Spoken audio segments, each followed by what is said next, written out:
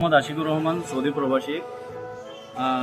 আজকে রাত্রে আমি সৌদি আরব দাম্মাম থেকে জেদ্দা আসি। জেদ্দা থেকে ঢাকা হযরত শাহজালাল ইন্টারন্যাশনাল এয়ারপোর্টে আমি অবতরণ করার পরে রাতের 12টা 30-এ আমি ল্যান্ড করি।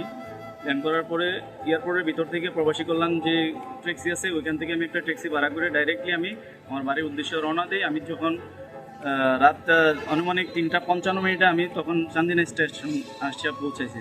তারপর আমি আমার দেবিদ্বার রোডে আমার মোহনপুর গ্রামে আসার সময় ভোর 4টা অনুমান ঠিক টাইম 4টার দিকে আপনার নবিয়াবাদ হাই স্কুল গ্রামে এবং কি মণিপুরের দিকে একটা রুট গেছে কাঁচা রাস্তা, এটা খালের পাড় দিয়ে, ঠিক আছে, এর স্টিল ব্রিজের সংলগ্ন।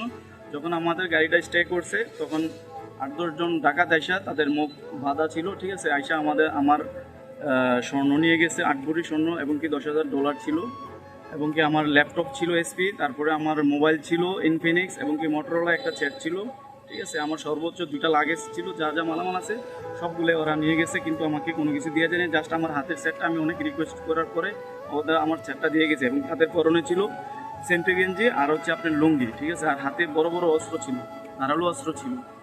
তারা আমাদেরকে কোনো কিছু করার গাড়ির ভিতরে তারা আমাকে জিম্মি করে ফেলছে, ঠিক আছে, এখানে আমাকে কোনো কিছু সুযোগ দেয় নাই। তারপর আমি একটু যাওয়ার পরে আমি জানতে পারি যে ওইখানে পুলিশ আছে।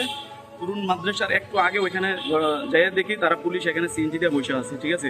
তখন আমি সাথে সাথে পুলিশ ইনফর্ম করি এবং কি একজন দারোগা ছিল, 2জন কনস্টেবল সাথে নিয়ে আমি ঘটনাস্থলে যাই। ঘটনাস্থলে যাওয়ার পরে কাউকে পাওয়া যায় নাই, ঠিক আছে। তারপর আমি চলে আসি এখান থেকে। তখন ডিউটি অফিসার ছিলেন মোহাম্মদ পাবেল, উনি আমাকে বলছে যে ভাই আপনি সকাল 10টার দিকে থানায় আসেন, ঠিক আছে। আমি চাইছিলাম যে সাথে সাথে আসার জন্য, তখন উনি বলছে যে সকাল 10টার দিকে আপনি আসেন, এখন গেলে কাউকে পাবেন না।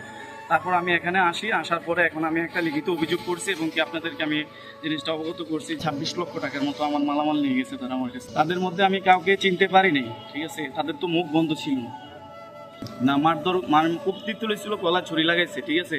তারপর আমি সব কিছু দিয়ে দিছি।